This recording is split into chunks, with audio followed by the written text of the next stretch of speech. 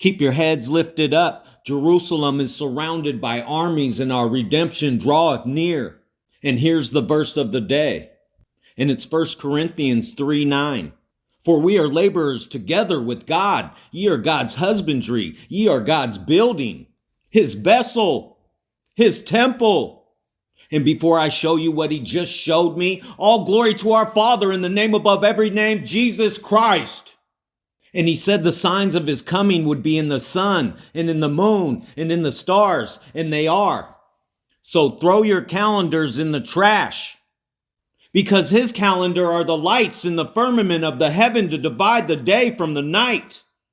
And he put them there for signs and for seasons and for days and years. And I will not set a rapture date, but I will show you his perfection in his signs. And they line up perfectly with the last two eclipses that we just passed. And all glory to our Father, I showed you that the next 8 eclipses are backwards. They flip. But these last 2 eclipses, the sun went dark and then the moon was darkened. In the last video I just put out, the title was Abstain from All Appearance of Evil.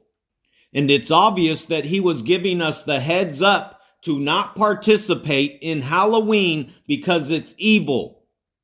And it's obvious that he was preparing us for his coming, because the next verse is, and the very God of peace sanctify you wholly, and I pray God your whole spirit and soul and body be preserved blameless unto the coming of our Lord Jesus Christ.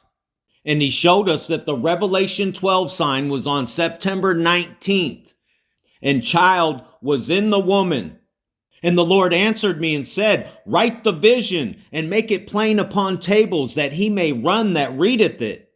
For the vision is yet for an appointed time, but at the end it shall speak and not lie. Though it tarry, wait for it, because it will surely come. It will not tarry. And his sign led us right to Israel being attacked. And now they're at war. And Israel was invaded and attacked on October 7th. And 7 days later was the Ring of Fire eclipse on October 14th, the wedding ring eclipse. And I just showed you Genesis 1:14. And it's very clear that God uses the sun and the moon for his calendar. And now I'm going to show you that first eclipse on October 14th looks like it marked the Feast of Trumpets. And the Jewish people started celebrating the Feast of Trumpets on Friday, September 15th.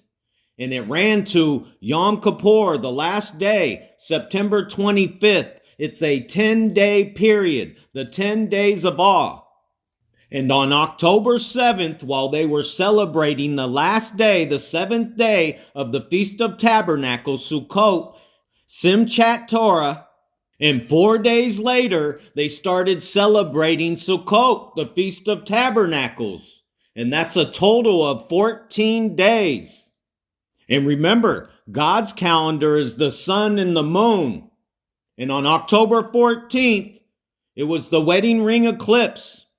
And 14 days later was October 28th, the partial blood moon eclipse that we just passed.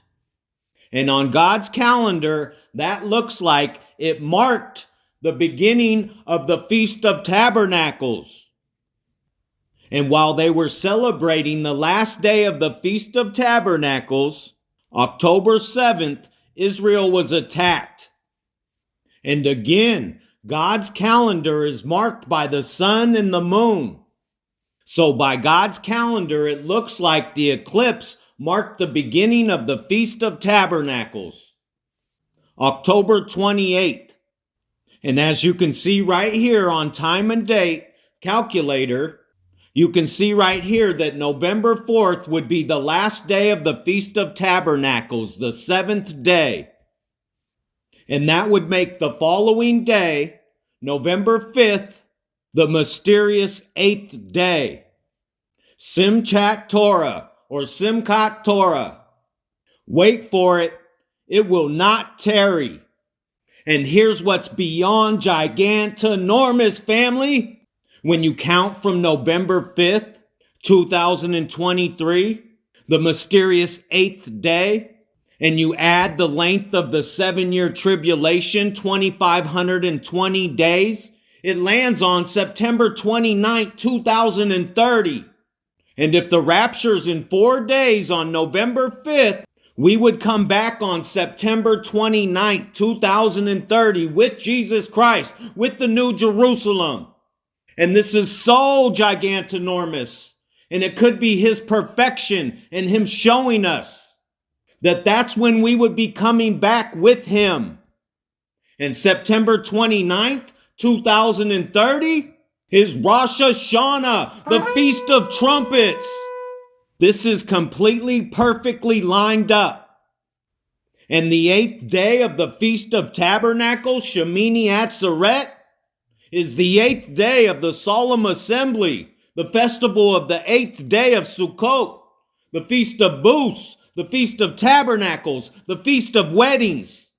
And biblically, the 8th day represents the new creation ushered in by Christ's resurrection.